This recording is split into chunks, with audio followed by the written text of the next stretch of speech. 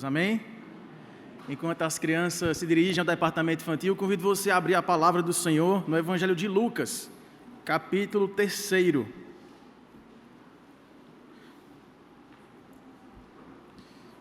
Lucas, capítulo 3.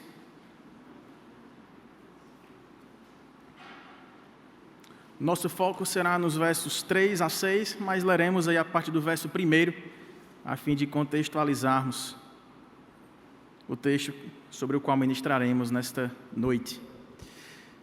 Lucas 3, a partir do verso 1, nos diz assim a palavra do Senhor.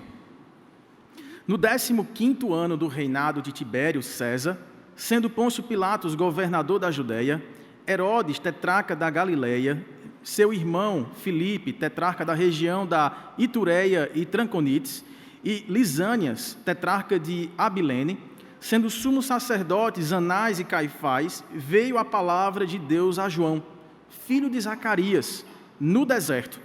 Ele percorreu toda a circunvizinhança do Jordão, pregando o batismo de arrependimento para a remissão de pecados, conforme está escrito no livro das palavras do profeta Isaías: voz do que clama no deserto, preparai o caminho do Senhor, endireitai as suas veredas. Todo vale será aterrado, e nivelados serão todos os montes e outeiros. Os caminhos tortuosos serão retificados, e os escabrosos aplanados. E toda carne verá a salvação de Deus. Amém, irmãos? Que Deus abençoe a sua palavra lida. Vamos fechar os olhos, vamos falar com Deus uma vez mais. Vamos pedir que o Senhor fale ao nosso coração, ministrando as nossas necessidades, a fim de que sejamos encorajados em sua presença a endireitarmos o caminho do nosso coração, a fim de que reine o Senhor. Fale com Deus. Maravilhoso Deus, nosso Pai, muito obrigado, Senhor, por estarmos aqui para ouvir a Tua voz através da Tua palavra. Já o fizemos cantando louvores que expressam a nossa gratidão e o louvor que Te é devido, Senhor, porque Tu és o nosso Deus, Senhor e Rei. Tu és o autor da nossa salvação. Também, ó Pai, podemos orar juntos, confessando os nossos pecados. E agora, Senhor, pedimos uma vez mais que o Senhor possa ministrar ao nosso coração aquilo que Tu queres, aquilo que necessitamos ouvir da Tua parte nesta hora, a fim de que a nossa fé seja aumentada e o nosso compromisso de vivermos para a Tua glória seja renovado em Tua presença, Senhor, para a glória do nome do Teu Filho Jesus Cristo, a que oramos agradecidos. Amém e amém. Meus irmãos, esta é uma parábola que é contada aqui do apóstolo ou do profeta João Batista. Vocês devem lembrar que João Batista era primo de Jesus. Ele tinha uma diferença de apenas 6 meses de idade para com Cristo. Ele nasceu antes, ele foi gerado no ventre de sua mãe Isabel, já bem envelhecida, que era estéril.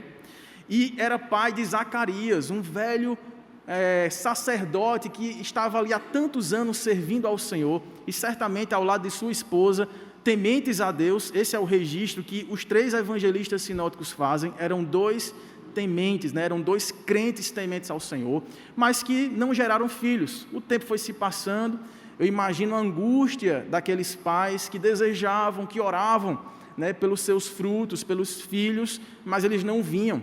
E aí, já na avançada idade e diante da esterilidade de Isabel, vem o anjo dizer a Zacarias, que era sacerdote, que o milagre aconteceria, que o Senhor, enfim, lhes daria um filho. Zacarias duvida, mesmo sendo temente a Deus, mas vendo sua idade, vendo a condição de sua esposa, e por causa da sua dúvida, do seu questionamento, da sua incredulidade, ele fica mudo durante todo o tempo da gestação de Isabel. E aí, nesse meio tempo, um anjo visita a sua prima, chamada Maria, de que ela, apesar de não ser casada e apesar de ainda ser virgem, também daria à luz um filho, também de maneira miraculosa, só que dessa vez gerada pelo Espírito Santo. E aí, nesse intermédio, Maria, quando fica sabendo da gravidez de Isabel, se alegra, e Isabel, quando fica sabendo da gravidez de sua prima jovem, se alegra tremendamente. Quando Maria vai visitar Isabel já está com 6 meses de gestação, ao saudar sua prima, Maria, o ventre de Isabel onde estava Joãozinho, estremece e Isabel passa a louvar ao Senhor e, com efusiva alegria, profetizar e celebrar aquele que era o seu Salvador.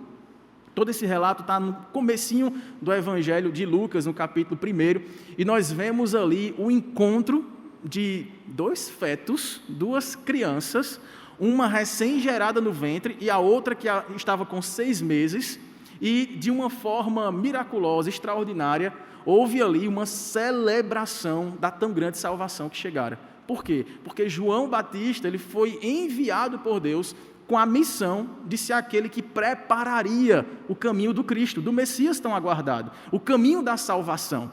Então, ele seria o precursor do seu primo, que haveria de nascer 6 meses depois.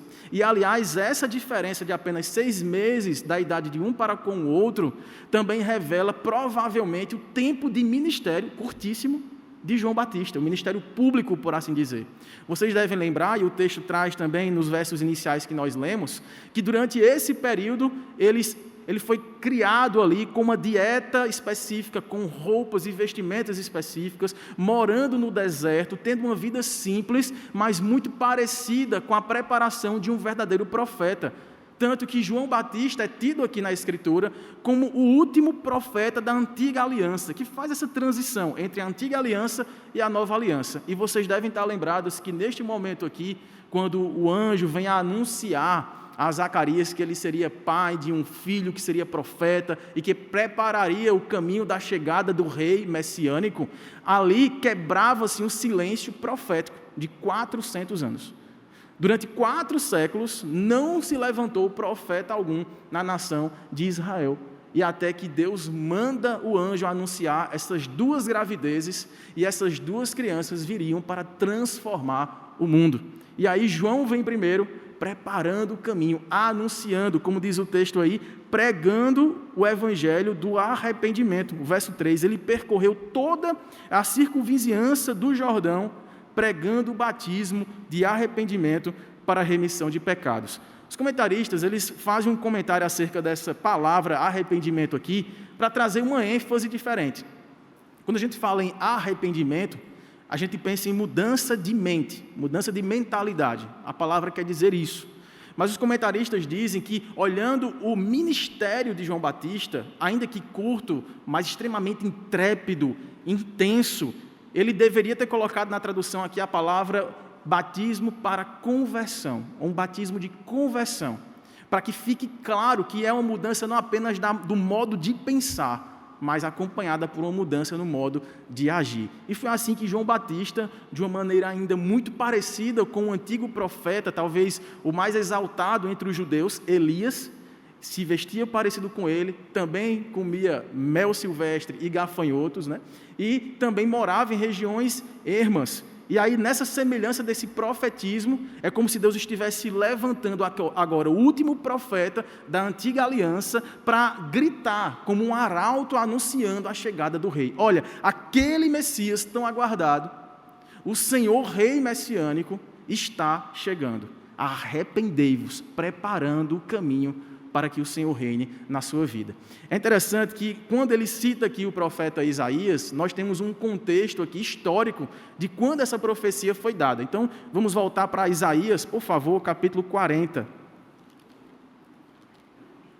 versículos 3 em diante. Não é surpresa para ninguém, né, que esse gênero parábola, ele é um dos mais usados aqui pelos autores bíblicos, né? Jesus usou muito a parábola, né, em seu ministério terreno, mas também escritores antigos, como Isaías, e estamos diante de uma dessas parábolas, né?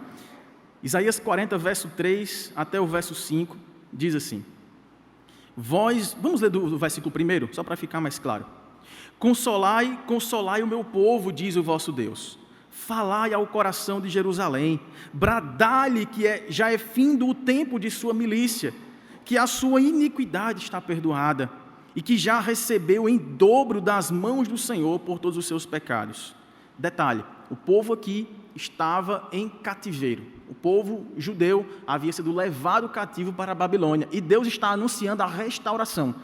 chegou o tempo, vocês vão voltar para a Judéia, vocês vão refazer as suas casas, o templo, e a vida de vocês será restaurada. Né? Assim diz a voz, verso 3, o que clama no deserto, preparai para isso o caminho do Senhor. Endireitai no ermo, no deserto, a vereda do nosso Deus. Todo vale será aterrado. Serão nivelados todos os montes e outeiros. O que é tortuoso será retificado. E os lugares escabrosos, pedregosos, serão o que, irmãos? Aplanados. Veja que até as palavras aqui estão muito semelhantes na tradução do grego lá que nós lemos no livro de Lucas. E como é que termina o verso 5? Vamos ler juntos? A glória do Senhor se manifestará, e toda a carne a verá, pois a boca do Senhor o disse. Já disse em outras ocasiões para os irmãos que o profetismo hebraico, ele tem, digamos assim, cumprimentos. Nós falamos de um cumprimento parcial, literalmente falando, acerca da terra.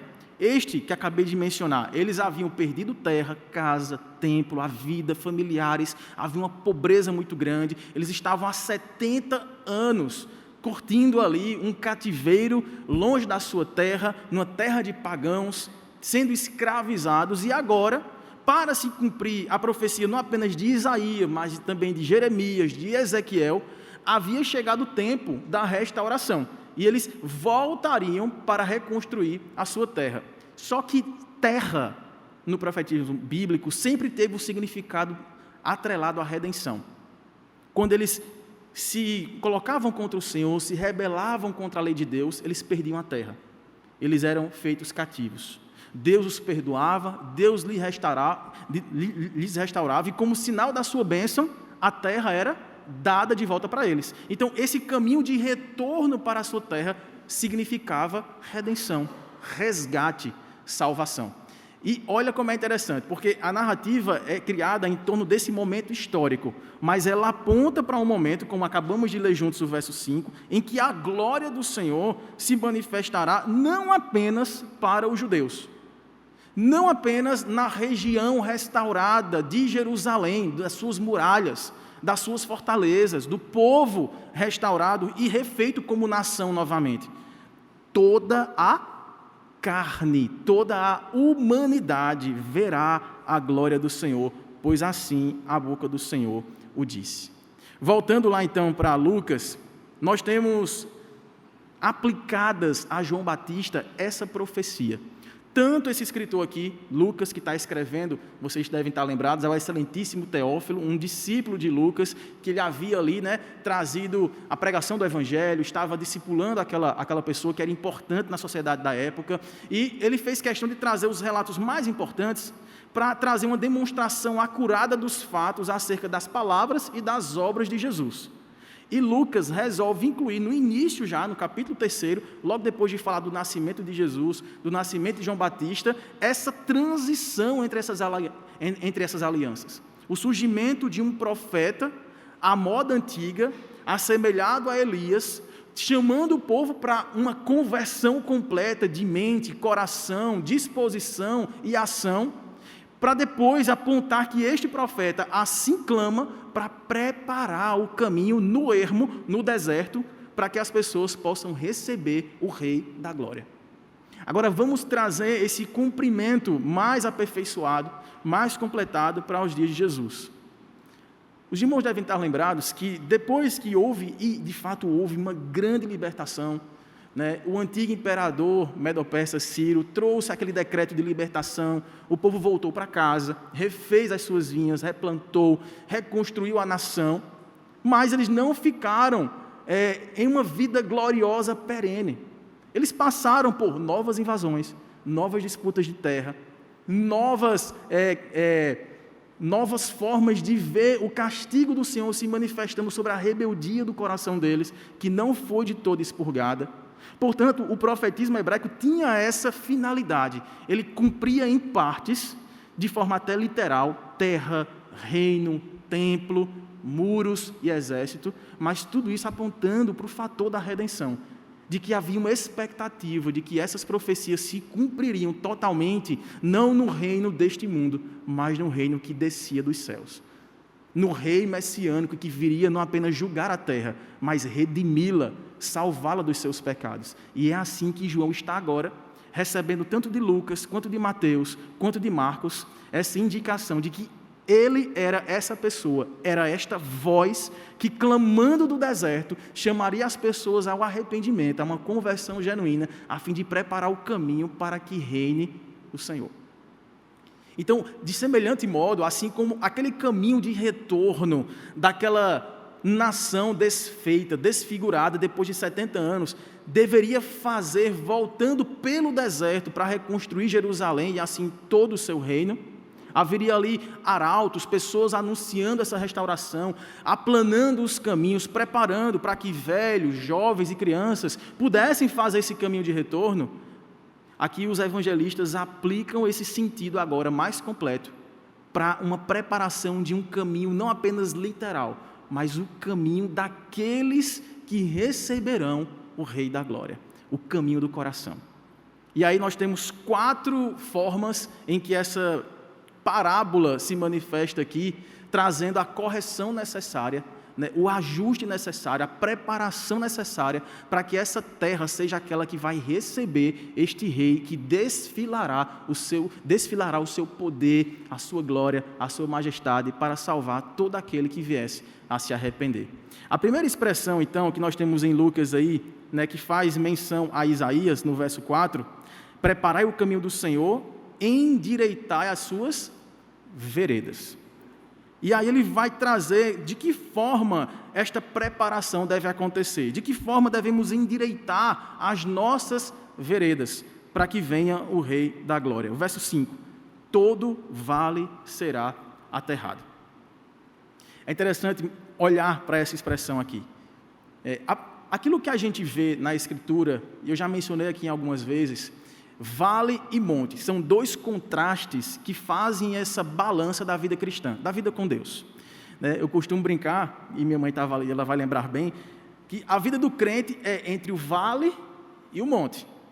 Ora a gente está no vale, e vocês devem lembrar o significado disso, a gente está abatido, a gente está se sentindo oprimido. Ora, a gente sobe no monte para glorificar a Deus pela vitória, pelo livramento, pela gratidão de termos sido livrados daquele vale, e muitas vezes vales sombrios como vales da morte. Mas estando no monte, nós também lembramos que a nossa vida com Deus não é só feita de montes, embora tendo saído de alguns vales. Ora estaremos em montes, mas estando lá, devemos preparar também o nosso coração, porque em algum momento experimentaremos novos vales. E talvez essa tenha sido a visão de João Batista, morando num deserto, o deserto da Judéia, cercado por grandes colinas, por outeiros, por montanhas, mas também cheias de vales, cheias de depressões, de buracos na terra, cheios de pedras, e aí ele usa essa expressão visual da terra para chamar de volta o significado de redenção. E aí a primeira expressão que ele usa é que todo vale será terraplanado, todo vale será enchido, para que passe o Rei da Glória. De igual modo, ele usa a segunda expressão, todo monte se abaixará. Nesse que ele fala aí, no verso 5, nivelados serão todos os montes e outeiros. Então, tudo que é baixo subirá para ficar na linha da terra, ficará plano. E tudo que é sobremodo elevado, os outeiros, os montes, também serão rebaixados, serão aplanados. Depois ele cita a terceira expressão para falar dessa mudança, dessa transformação, para preparar as veredas do nosso coração. É que os caminhos tortuosos também serão retificados. Então, os atalhos perniciosos, as estradas tortas serão endireitadas para que passe o Rei da Glória.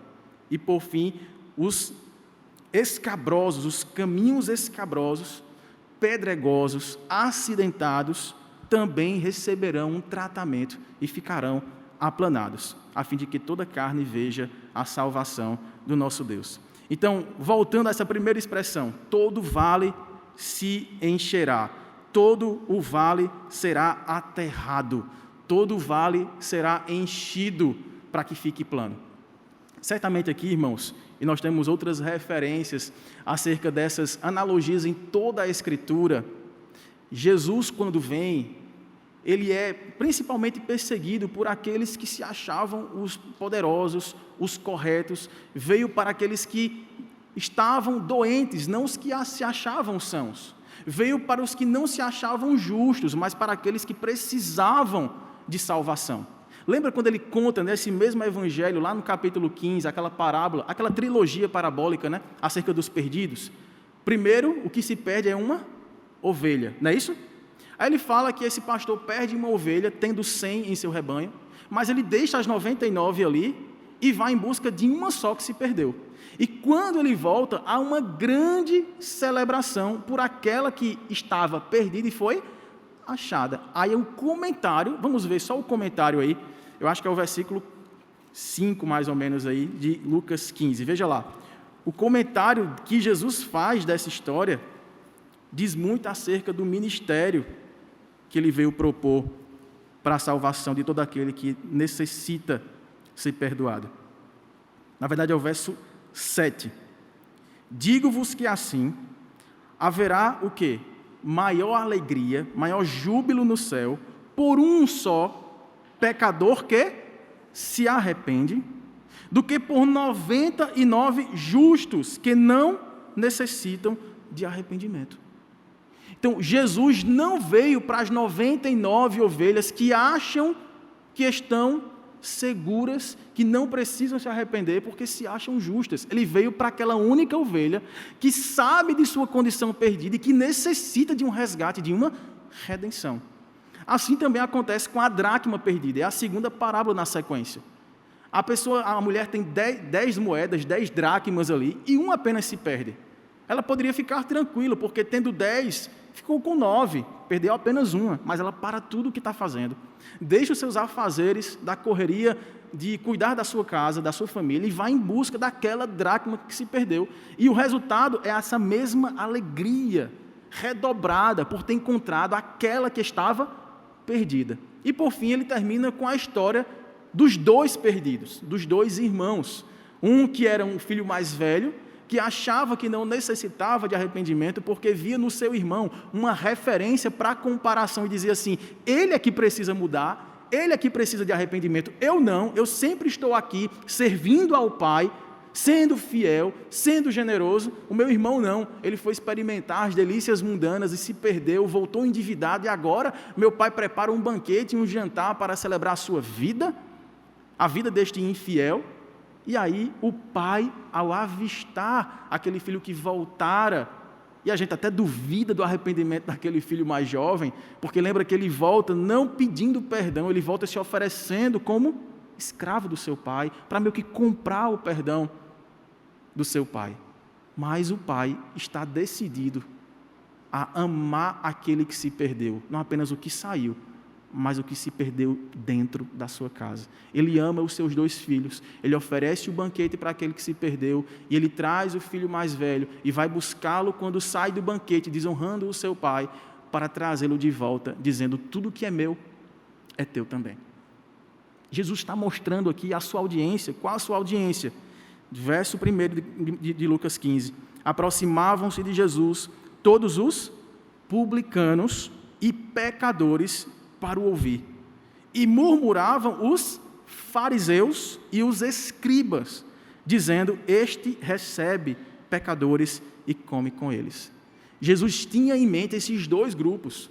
O grupo, digamos assim, dos vales, daqueles abatidos, dos publicanos, dos pecadores, dos humilhados, daqueles que se acham indignos, da ovelha perdida, da dracma que se perdeu, do filho que foi embora e que volta humilhado, não se vendo digno de ser chamado filho, mas se vendendo como escravo, mas também veio para aquele que se coloca no monte, para que de lá grita uma justiça, uma autojustiça, que Deus não tem como trazer para a sua salvação, mas Deus também prega, resolve perdoar, e oferece para essas pessoas também a salvação. Assim como ofereceu para o filho mais novo, ofereceu também para o filho mais velho. Assim como ofereceu aos pecadores e publicanos, oferecia também a fariseus e escribas.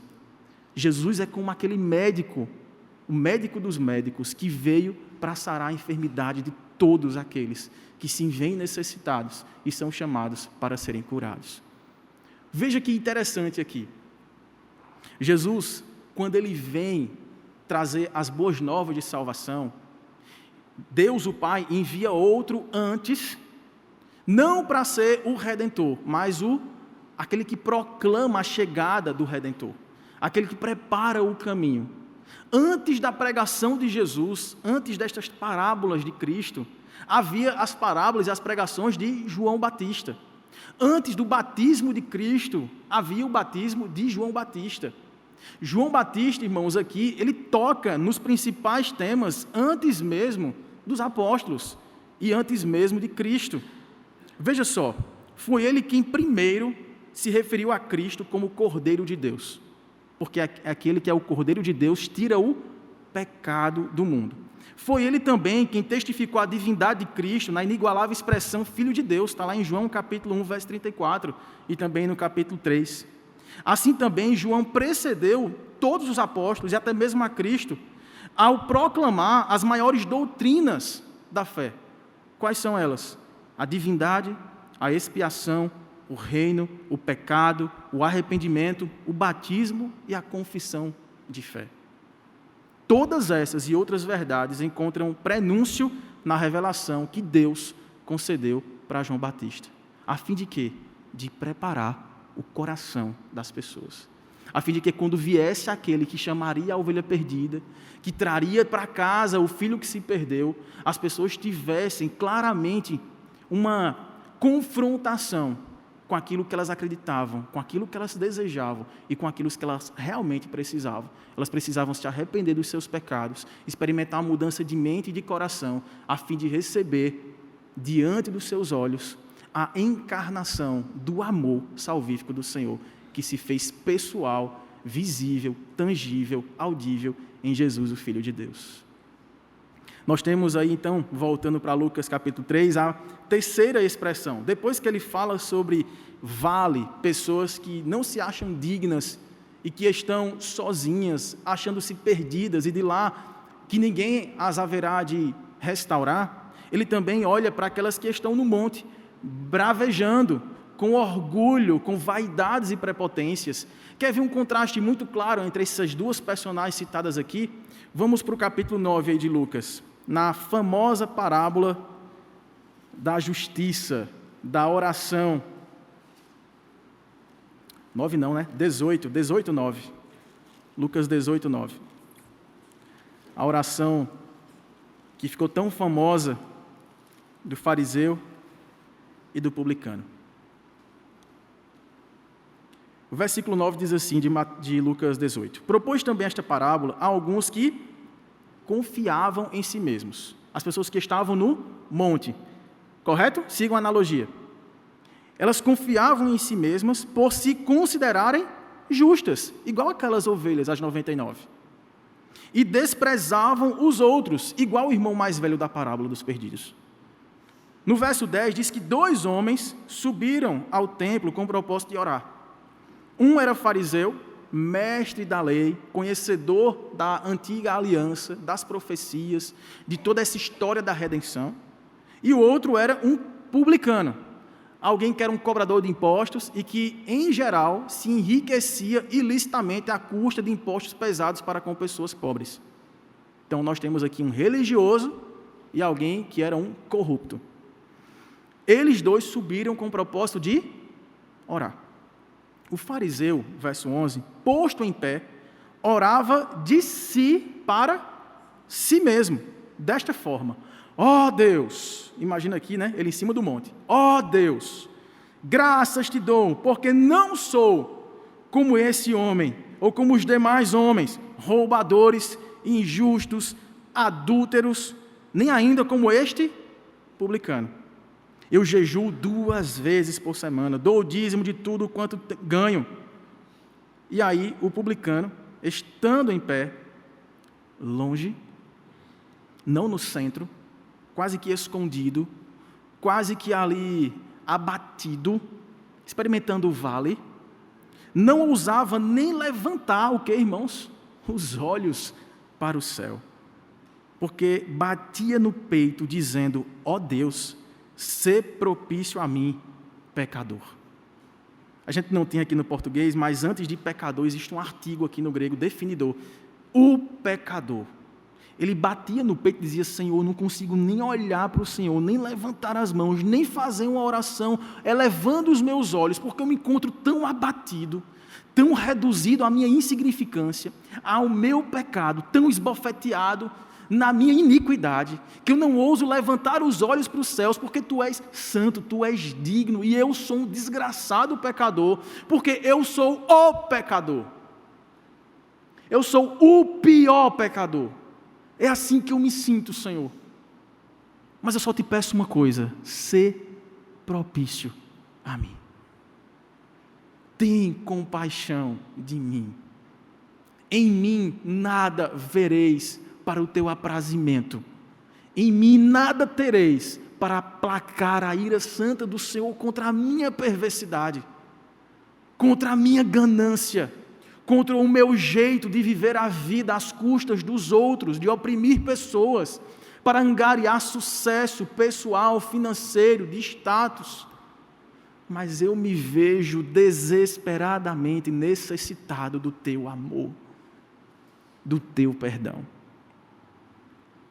Digo-vos, pois, verso 14, este que assim orou, desceu do vale justificado para a sua casa, e não aquele, porque todo o que se exalta, todo o que brada dos altos montes a sua autojustiça, será humilhado, mas o que se humilha será exaltado. Talvez aqui, irmãos, os montes e outeiros seriam aquele público que mais daria trabalho para Jesus. Que mais deu trabalho para Jesus não foram as prostitutas, não foram os homossexuais, não foram os ladrões, não foram os homicidas, não foram os roubadores de impostos. Que mais deu trabalho para Jesus foram os religiosos, porque confiavam em si mesmos, por não se acharem necessitados de perdão para os seus pecados. Mas Jesus não é seletivo na sua pregação, no seu cuidado e no anúncio de tão grande salvação. Ele traz um anúncio de salvação para quem se encontra nos vales, para que sejam soterrados, eles saiam dessa condição, e para aqueles que devem ser abatidos porque estão se exaltando e humilhados possam descer e perceber a sua pequenez e a sua carência da graça que transforma. A terceira e penúltima expressão utilizada nesta parábola é que aquilo que está tortuoso deveria se endireitar. Então, o que estava baixo subiria para se aplanar. O que se via acima de todos seria abatido para se arrepender. E agora, aquele que se via em caminhos tortuosos, na parte B do verso 5, os caminhos tortuosos serão também retificados. Essa expressão aqui, irmãos, de forma muito prática, nos dá a dica, pelas palavras utilizadas, da forma adulterada que algumas pessoas que lidavam diretamente com as coisas sagradas, com a lei, com o ensino, com as profecias, com as coisas do templo, acabavam interpretando erroneamente a lei e aplicavam de maneira tão dura que eles mesmos não tinham condições de obedecer. E aqui, mais uma vez, está aquele público que talvez estivesse lá no monte, e porque estava no monte se exaltando, descia de lá por meio de caminhos tortuosos para buscar os seus próprios interesses. Lembra que era Jesus mesmo quem chamava a atenção desse grupo, dos fariseus especialmente, porque eles olhavam para a lei e diziam assim: eu dou o dízimo de tudo. A semelhança daquele que acabou de fazer uma oração autocentrada, dizia: eu jejuo 2 vezes por semana, isso nem me é requerido na lei, mas eu sobreponho este valor de moralidade para me ver acima dos outros e poder cobrar deles aquilo que eu não posso estabelecer como verdade para mim mesmo. Porque Eles davam um dízimo de coisas desnecessárias, de tempero, de cominho, de salsinha, mas não davam o suporte necessário, o socorro necessário para os seus pais, que alguns passavam fome, passavam necessidade, e eles preferiam exaltar-se dentro do templo, dentro do ambiente religioso, negando o socorro aos seus próprios pais. Jesus os chamou de quê, irmãos? Hipócritas, aqueles que são mascarados, que teatralizam uma espiritualidade, mas que na verdade não conseguem exercer a piedade, o amor ao próximo como demonstração do amor real e verdadeiro ao Senhor. Vem João Batista bradar que eles precisavam aplanar, retificar os caminhos tortuosos do seu coração.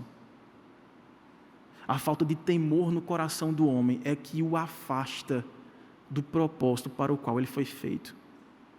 Há uma bem-aventurança, irmãos, repetida em toda a Escritura. Bem-aventurado aquele que teme ao Senhor e que confia nos seus mandamentos, que tem prazer na lei do Senhor e nela medita dia e noite, que faz do seu conforto a presença da graça de Deus permeada em tantas promessas imerecidas, de salvação, de perdão, de amor, de provisão, de livramento, de redenção. Mas algumas pessoas acabam usando a Bíblia, a lei de Deus, e blasfemam contra o Espírito Santo. E impõem a outras pessoas aquilo que não é o espírito da lei. O espírito da lei é para nos mostrar que todos somos igualmente violadores da mesma lei. Quebramos os mandamentos do Senhor. Muitas vezes não praticamos o amor que a lei nos ordena. E para isso, devemos olhar para alguém que cumpriu, que obedeceu, que foi fiel até a morte, e morte de cruz. Para que, tendo fé nesse que obedece à lei, tenhamos a nossa obediência posta, ou desobediência posta nele, e a sua obediência posta em nós. A lei nos serve para mostrar que nós não podemos, que estando no vale, mesmo com um aspecto de humildade, de humilhação, de indignidade essencial, nós não seremos salvos pela autocomiseração. Assim também, quando estivermos no monte, jamais seremos salvos pelos nossos recursos, por aquilo que possuímos, e pela autojustiça que tentamos convencer as pessoas externamente, pelos ritos religiosos que podemos ter, mas que tanto as pessoas do vale, quanto as pessoas que estão no monte, a fase em que você e eu estivermos, nós somos carentes de um Deus de graça, que obedece em nosso lugar, e que sofre a punição da quebra da lei em nosso lugar. É sobre salvação que João Batista está falando. Ele está gritando: o rei vem, afaste as pedras do lugar, desça do monte, saia da cova, há uma nova vida para você. Ele termina falando então dessa quarta expressão, e com ela a gente vai encerrar esta parábola de hoje. Quem sabe retomemos outras parábolas, de João Batista nos próximos encontros, mas ele cita aqui: os caminhos escabrosos se aplanarão. Isso está lá no finalzinho do versículo 5, depois de falar: os caminhos tortuosos serão retificados, os caminhos escabrosos também serão aplanados. Escabrosos aqui é literalmente um caminho cheio de pedras, e era tudo que estava à disposição da vista panorâmica das pessoas que chegavam para ouvir. Aquela pessoa vestida com peles de camelo, comendo mel silvestre, usando um cinto de couro, comendo gafanhoto, não sei se era assado, sem pata, sem asa, não sei. Mas para quem come perna de caranguejo, camarão, a gente não pode reclamar muito não, umas coisas esquisitas também. Fazia parte da dieta dele, Estava no deserto, nunca ia faltar gafanhoto e também nunca faltaria o mel silvestre. Então, com isso ele tinha a sua dieta estranha, roupas esquisitas talvez, mas muito assemelhadas ao caráter dos profetas que o antecederam, para dizer: há pedras no meio do caminho que eu e você precisamos tirar, porque senão nelas tropeçaremos, e pior do que isso, ao tropeçarmos nessas pedras, poderemos nós mesmos fazer tropeçar aqueles que vêm depois de nós. E aí a expressão que Jesus usa, se você puder abrir a sua Bíblia lá na primeira carta de Pedro, capítulo 2, queria ler com você, a partir do versículo 1, e aí juntos leremos o versículo tão conhecido que é o versículo 9.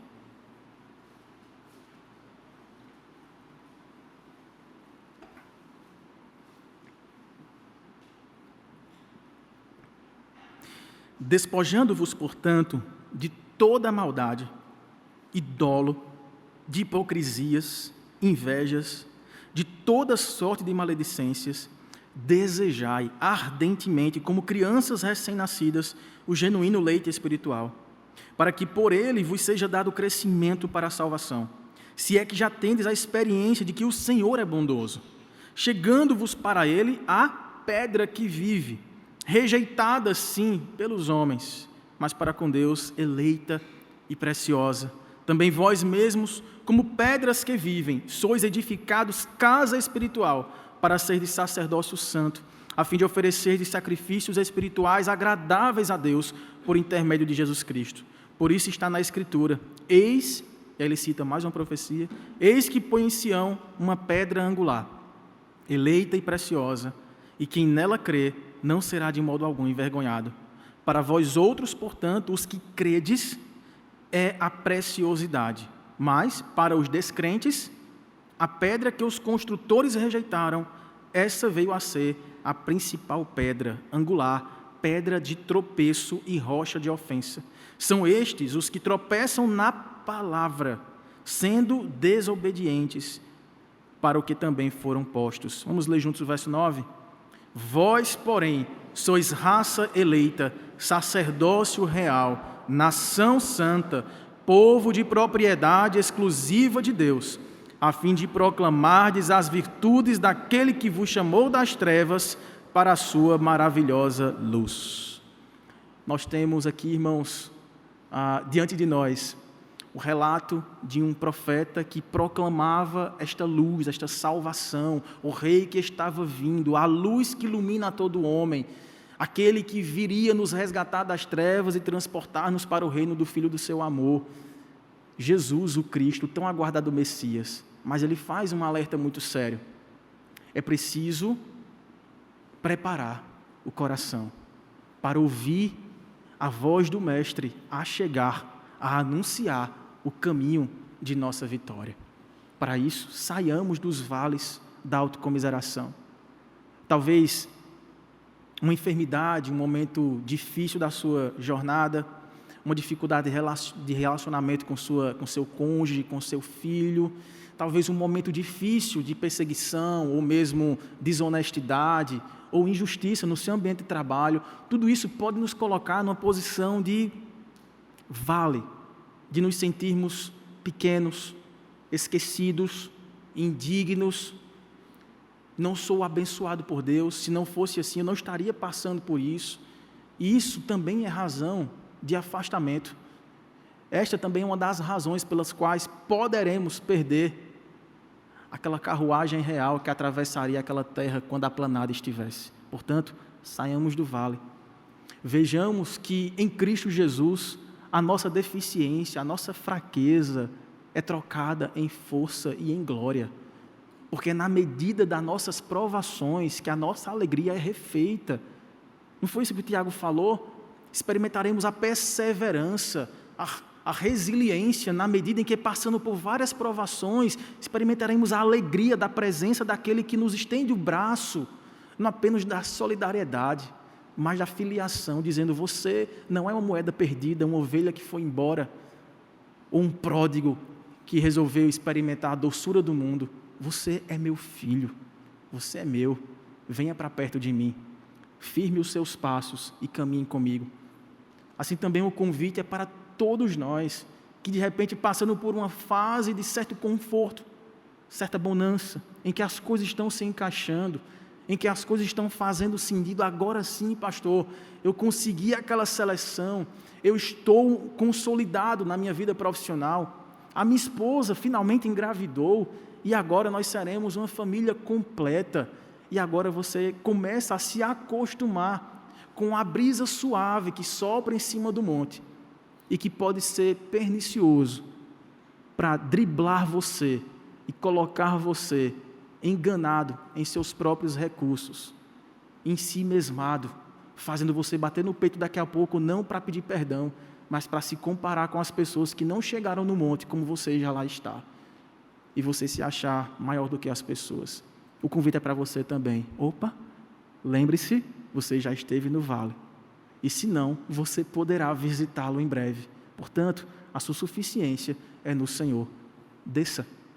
Eu quero ter contigo, quero ir na tua casa, quero cear com você, quero refazer o teu coração para que teu caminho seja aplanado. O caminho também é para aqueles que, talvez, como eu e você, já têm anos e anos de experiência religiosa. Talvez você seja um presbiteriano, não está aqui não, né? Seja um presbiteriano de presbiterianos. Pessoas que fazem parte da própria história de uma denominação, de uma igreja, por avós, por pais, por familiares.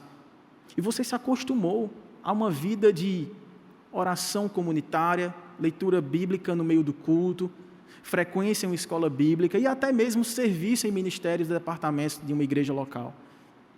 Mas talvez isso tenha começado a enredar o seu coração e trazido caminhos tortuosos do costume, do hábito, que acaba trazendo para o seu coração uma mornidão, um afrouxamento espiritual. Do tipo assim, eu já me acostumei com este ritmo de ser crente, mas eu perdi o brilho da devoção, do aconchego, da intimidade, de chorar na presença de Deus, de esquadrinhar meu coração, de ter o meu momento a sós com o Senhor, de levar a sério a vida de ser discípulo e fazer discípulos aonde o Senhor me colocar, de sair por detrás da aparência do serviço religioso e me colocar rasgando o coração diante daquele que me formou e me conhece, dizendo: Senhor, sê propício a mim, eu sou pecador, vê se há em mim algum caminho mau e guia-me pelas veredas planas. Por fim, este caminho também pertence a você, que se vê soterrado, pressionado por uma tentação, por um pecado, por um vício, que tem te levado a uma vida de quedas subsequentes, a uma prática do pecado que tenazmente tem lhe assediado, e que por causa disso você tem sido esbofeteado, e se visto incapaz de prosseguir na vida com Deus, porque a queda você a considera grande demais para voltar para casa, para pedir perdão e para ter a vida refeita. O caminho também é para você. O Senhor está te chamando para tirar as pedras do caminho, porque Ele é a pedra sobre a qual você estará seguro. Ele é a pedra sobre a qual a sua vida será reestruturada. As paredes do seu coração precisam estar erguidas sobre esta pedra fundamental, que protegerá você dos perigos que o pecado oferece, vendendo como se prazeres oportunos fossem.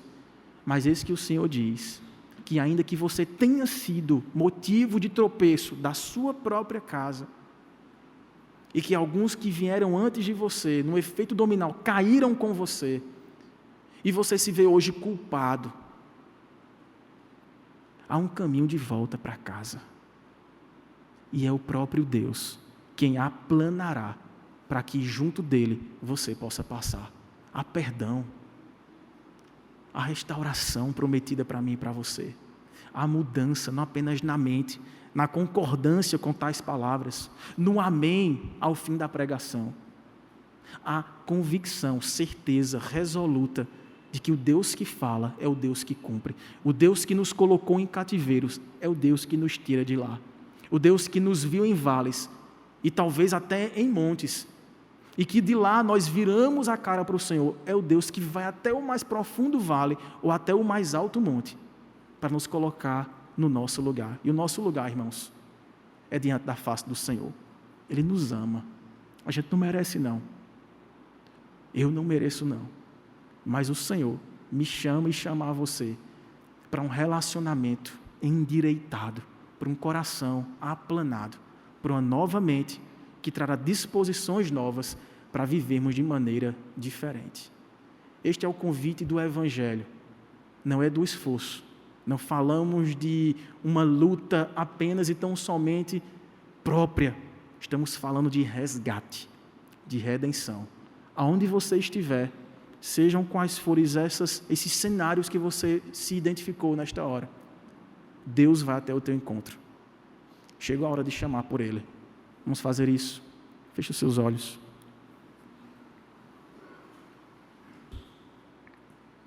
Tu nos vês. Tu sabes quando nos assentamos, quando levantamos. Tu conheces o nosso coração.